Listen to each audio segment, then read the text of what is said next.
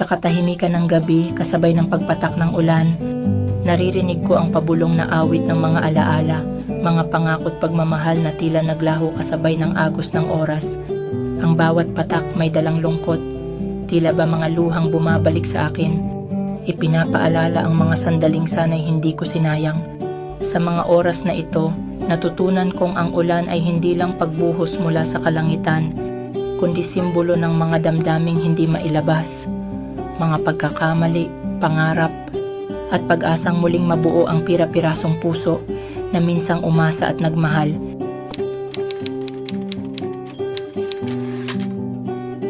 Sa bawat patak ng ulan, naririnig ko ang mga hikbi ng aking puso, mga patak na tila ba'y mga luha ng pagsisisi, bumubuhos sa bawat sulok ng aking kaluluwa.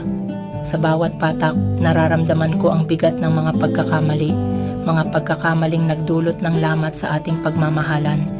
Ang ulan, simbolo ng kalungkutan at bighati, nagpapaalala sa akin ng mga sandaling nasayang, ng mga pangakong binitiwan ngunit hindi natupad, ng mga pagkakataong sanay hindi ko na lang sinayang.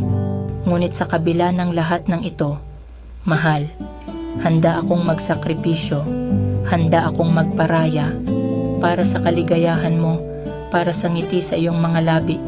Kahit pa ang kapalit nito'y ang aking sariling kalungkutan, umaasa akong mapatawad mo ako, na mabigyan mo ako ng pangalawang pagkakataon, na patunayan sa iyo ang wagas kong pagmamahal, na kahit ilang ulit pa akong magkamali, ang pag-ibig ko'y hindi magbabago.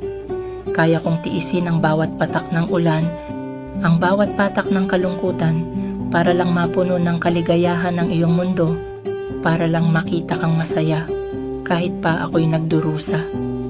Sa huli, ang pag-ibig ko'y mananatili, hindi magbabago, hindi maglalaho, kahit pa ang ulan ay patuloy na bumuhos, kahit pa ang kalungkutan ay patuloy na dumaloy.